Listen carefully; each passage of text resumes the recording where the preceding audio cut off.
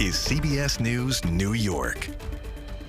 A mother emotional and demanding answers tonight after her nonverbal son returned from school bloodied and injured. My daughters grabbed him off the bus and they called me like in a panic, like, Mommy, his teeth is missing.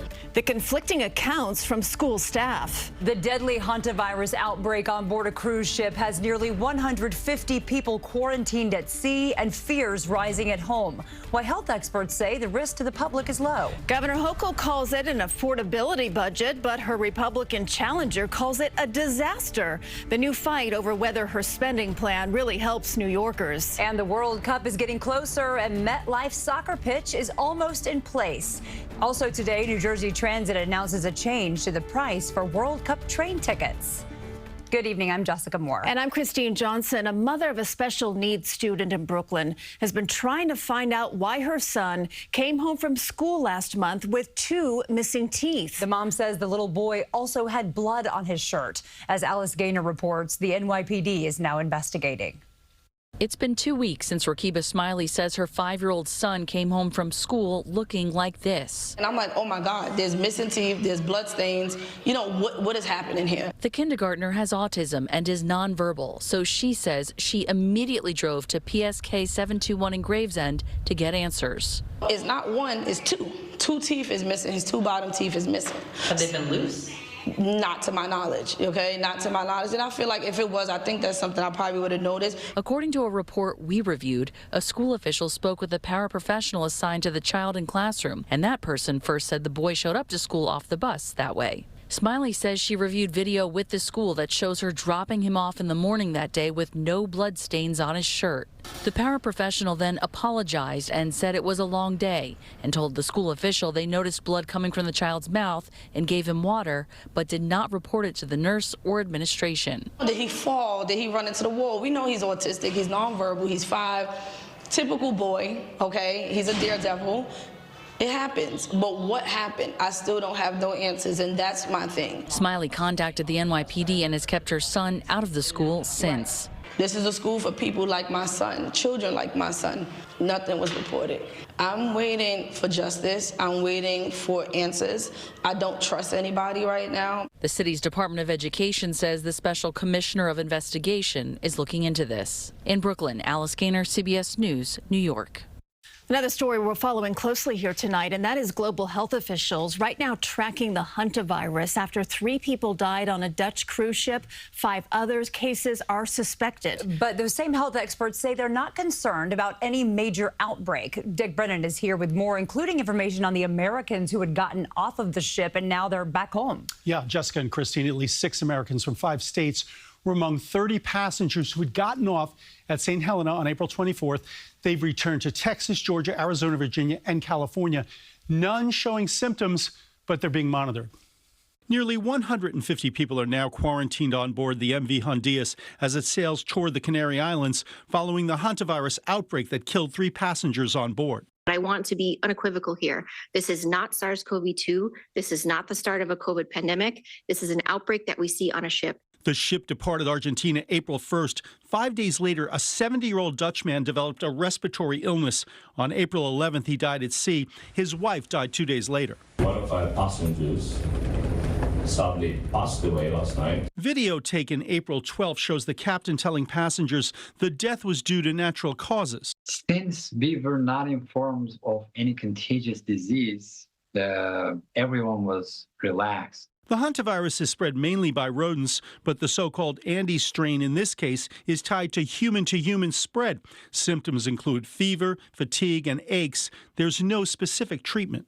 Is there a chance of a wider outbreak as people return home? This virus is very different from any other virus that we have dealt with, in the past. So like COVID or the flu, this hantavirus is not very transmissible to people. Even contact to contact, you have to be really, really close contact with the person who is infected. Infectious disease expert Dr. Luis Marcos of Stony Brook Medicine says the risk for the local community when people return home is extremely low. People returning from this particular cruise ship, should they be quarantined? I think so. I think it's a good idea, and to be tested as well, right, for the virus. And I think that that's the best that it can be done. It's very well known that the incubation period is 4 weeks and sometimes even 8 weeks. So experts like Dr. Marco say it's not like the flu or COVID that you can easily pick up in a mall. It's in the blood, so even coughing would not have it hanging in the air for long. Reports now say there's a suspected case in France of someone who was not on the cruise ship. The person was on an airline flight with a sick cruise passenger who had gotten off the ship. The ship will stay offshore of the Canary Islands while the debarking process can be figured out, and it may be complex. Christine and Jessica. Something to keep track of, Dick. Thank you.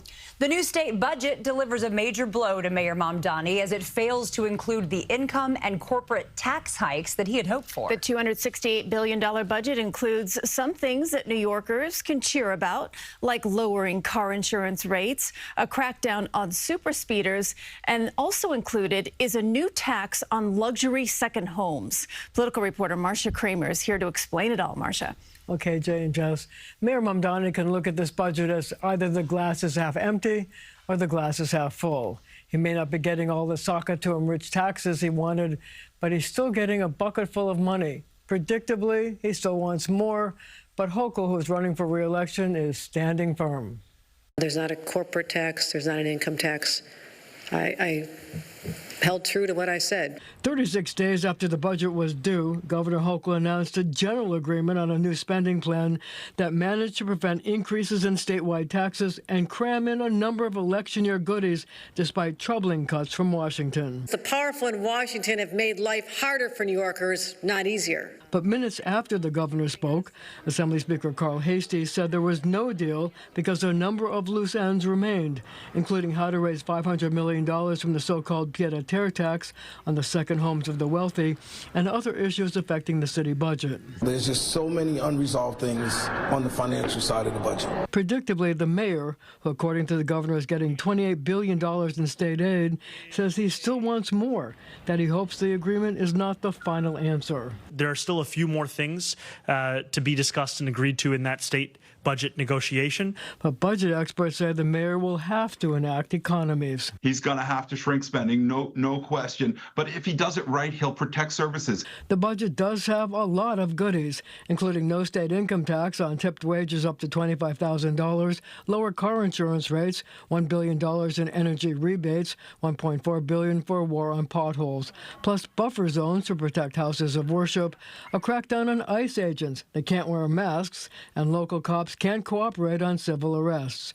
A super speeder law. Dangerous drivers who get 16 speeding tickets have to install speed-limiting devices in their cars, prohibiting drones over sensitive locations, online protections to guard children from predators and chatbots, and a requirement that 3D printers sold in New York can't make ghost guns. Hochul's gubernatorial opponent was not impressed. She's giving little crumbs back to the people. On the one hand, she says she's going to give everybody a $250 check or $300 check to help them with their utility costs. On the other hand, her policies are going to raise your utility rates by $4,100 a year. Now, there are a number of things that so far are not in the budget the mayor wants, like delaying class size mandates, extending mayoral control of the schools, and pension reforms. Now, the city is supposed to unveil its budget next week. Strong words from Blakeman, as we would expect, but he really went after her. Well, he needs to in order to try to win the race. Thank you, Marcia. Happening tonight, the Rent Guidelines Board will take a preliminary vote on whether to increase or freeze rents for rent-stabilized apartments across the city. It would impact tenants in about 1 million apartments and leases on lofts and hotels. Mayor Mamdani, you may recall, did run on a campaign of freezing rents and making the city more affordable. This board is meeting tonight at 7 p.m. in Long Island City, and we'll take a closer look at this issue coming up later at 6 o'clock. We are just 35 days away from the first World Cup soccer game, and we have better news for fans trying to get to MetLife. New Jersey Transit says round-trip tickets for matches will now cost a mere $105. That is down from the original $150 price tag that drew lots of criticism. Hey, I'll save that $45. Well, look at what crews we're installing today. World Cup pitch this morning here. The temporary all-grass surface will be ready to go for kickoff, which is on the first match, June 13th. Christy Kalishian live at MetLife, where all this work is taking place. Christy. Yeah, Christine and Jess, I was just there a few minutes ago on the field. It's looking beautiful. It's grass that we all wish was in our backyards.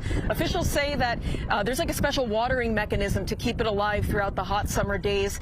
They say that their goal is to keep it consistent, of course, along with other fields throughout stadiums throughout the world for these players, and that it's from one of the Carolinas. That's really cool. It's not local grass. And but of course, ladies, as a North Jersey native here, I can tell you it's really exciting to see the communities here who are just gearing up for the game, and the fans, whether they plan to watch the games in person or on their TVs, their excitement is just contagious. Inching closer and closer to the World Cup matches, and MetLife Stadium is looking the part with a freshly laid down soccer pitch. This field is a sod-on plastic field. It was grown in North Carolina.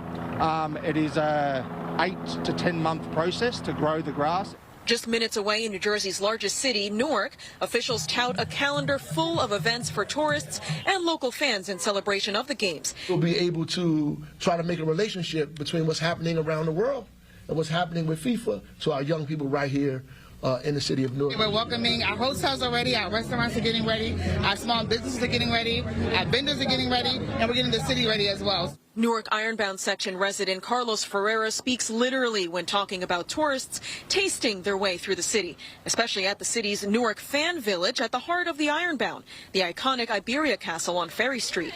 We're going to have a food hall right in this area over here that will be constructed in the upcoming weeks. It'll encompass foods from participating countries, Spain, Portugal, Mexico, Ghana. The parking lot of the castle, which used to house the Portuguese restaurant Iberia, will hold the Fan Village, organized by local business owners and stakeholders. Each World Cup match will be projected onto the castle, and family-friendly activities will take place here. It's pretty cool because this neighborhood lives and breathes soccer. I'll be changing shirts on every game. So I'm not going to be the bias for just one. David Habuliani also lives in the Ironbound, a predominantly Portuguese and Latino section of Newark. He has plenty of different jerseys ready to wear for the games in New Jersey's melting pot, housing immigrants like Ferreira, who say the pride is even stronger here than in their home countries. Here we miss home, so this is a way to be connected to our traditions, and soccer brings people together. Lots of excitement there. And the city of Newark says it's planning to amp up its local resources in keeping up with the expected added tourism. And they're also planning on figuring out added modes of transportation around the city. We're live outside MetLife Stadium. Christy Kalishian, CBS News, New York. That's the big question, how to get there. All right, Christy, thank you.